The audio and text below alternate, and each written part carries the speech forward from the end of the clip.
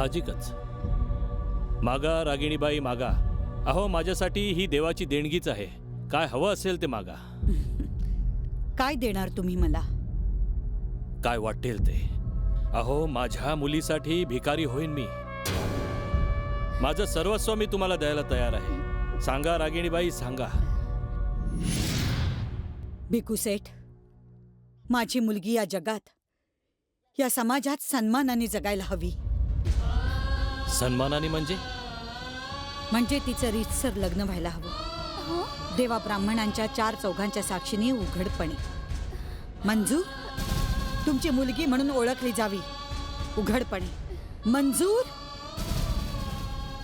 ती पत्नी म्हणून वावरायला हवी उघडपणे. मंजूर? मंजूर असेल तर बोला, नाही तर आत्ताच मारून टाकते मी तिला. प्लीज नको. भिकू सेठ, नको रागिणीबाई, तिला मारू नका. माझी मुलगी म्हणून ती समाजात वावरेलच, अगदी सन्मानाने वावरेल. अहो पण नाचणारणीची मुलगी म्हणून कोण तिला जवळ करणार? कोण लग्न करणार तिच्याशी? हे तुम्हीच ठरवा.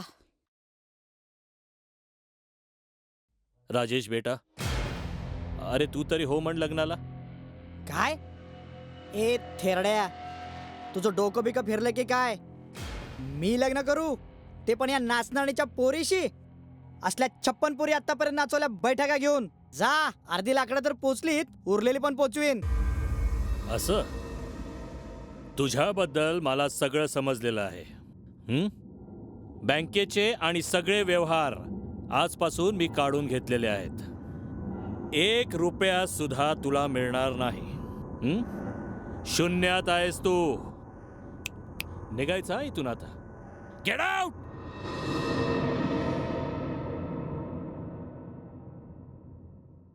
गीता, मी मालकाबरोबर जाते. साहेब, आता आम्हालाही रजा द्या. साहेब काय म्हणतेस?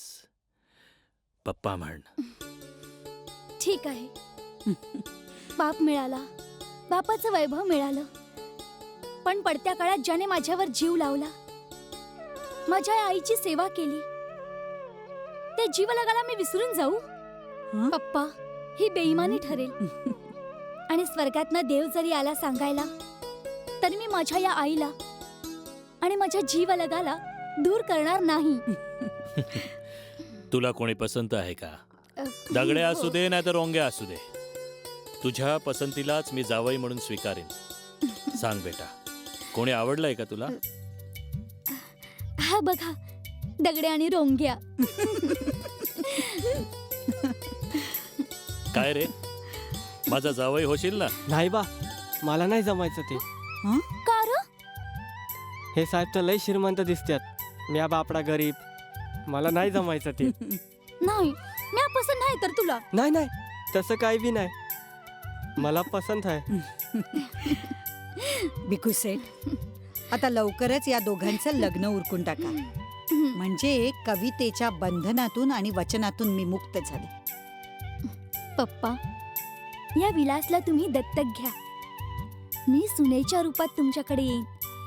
आणि पप्पा, सून ही अखेर मुलगीच असते, बरोबर ना? हां, आणि भिकू सेठ, माझं अजून एक मागणं आहे. मागा रागिणीबाई, मागा. प्रमिला आणि राजेशलाही माफ करा. राजेशच्या हातून चुका झाल्या, पण त्याला दूर ठेवू नका. बर. ते दोघंही लवकरच मार्गाला लागतील. चल, जा, कपडे बदलून ये. हो. तयारीला लागा. ताई, रागिणी ताई, तुम्ही रागावला असाल माझ्या, कळतंय आम्हाला. जे काय घडलं त्या समजायचा मीच कारणीभूत आहे. पैशाच्या लालचेपायी मी नग नग ते धंदे केले, लई लई जणांना बरबाद केलं. माझं हे काळं तोंड घेऊन म्या जातोया. कुठे? ती कविता गेली ना त्या गावाला, तिथे जाऊन म्या तिची माफी मागणार आहे. माझं पाप धुवून शान काढणार आहे. रागिनी ताई मला माफ करा. तुमच्या संग मी झाडाच्या खाली बी संसार करीन. रागिणीबाईमुळे वाचलास राजेश. हाताची पाची बोट सारखी नसत्यात, तसंच समध्या माणसांचा स्वभाव बी सारखा नसतो. दुसऱ्यांचं सोडा, पण एका जन्मात 10-10 जणांबरोबर संगपत करणं हे मला तरी नाही पटत. एकाशी संगपत करल्यावर शरीर आणि आत्मा पवित्र राहतो, आणि 10-10 जणांशी संगपत करल्यानं नग ती दुखणी येत्या. नाही, मला तुम्हीच पाहिजे समालक, फक्त तुम्हीच. काका माझ्या लग्नाला येणार नाहीत का? येईन, पण एका अटीवर. कोणती अट? माझ्या कुकर्माचं प्रायश्चित्त म्हणून हिचं कन्यादान मी करेन. चालेल, मला ते नक्कीच आवडेल. चला आता लग्नाच्या तयारीला लागा. हो हो, चल चला. चला. भाजीचं लग्न धूमधडाक्यात उरकूया. आणि गीताची बैठक ती बी जाऊया संग. अगं त्यात गीताचा आणि जावाय बापूचा काय बी दोष नाही. हे सगळं कटकारस्थान आहे ना, त्या रंगरावाच आहे. या रंगरावची मजल माझ्या लेकी पावतर गेली तर पोचणार. अगं करावं तिथंच भरावं लागतंय. ते जाऊ दे. कविता कुठं आहे र? कवितेने जीव दिला. काय? वय तिला मालकासंग इमान राखायचं होतं.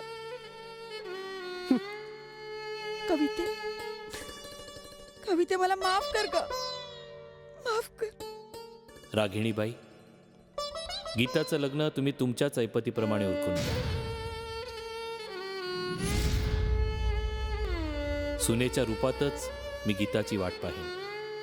माझ्या सुनेची लवकरच पाठवणी करा. वाट पाहतोय मी माझ्या सुनेची. रागिनीबाई, गीताच्या लग्नाचा समदा खर्च म्या करीन. आजी आहे म्या गीताची.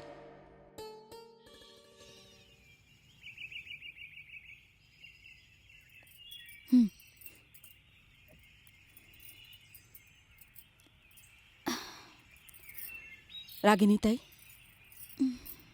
ओ रागिनीताई,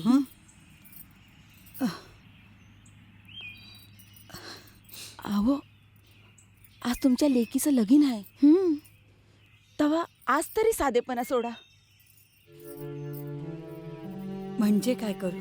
अव थोडं नटून थटून राहा. जिचं लग्न आहे तिने नटायला हवं, थटायला हवं. अव गीता वधू आहे, तशा तुम्ही बी वधू माऊली आहेसा. तवा तुम्ही बी थोडं नटून थटून राहा. आता काय उरलंय माझ्याकडे? अहो माझी दागिनी घाला की. नाही नाही, मी आहे तशीच बरी आहे. अहो हे भाग्य माझ्या नशिबात कुठं आहे? हे दागिने घाला अंगावर.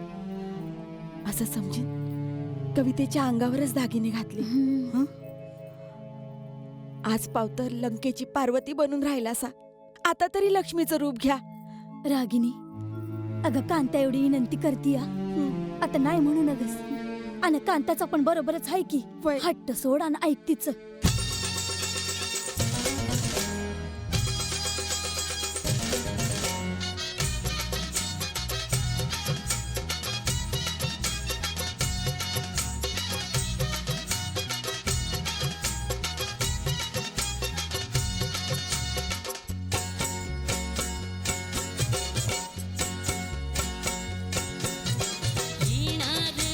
येणार साजन हिचा येणार.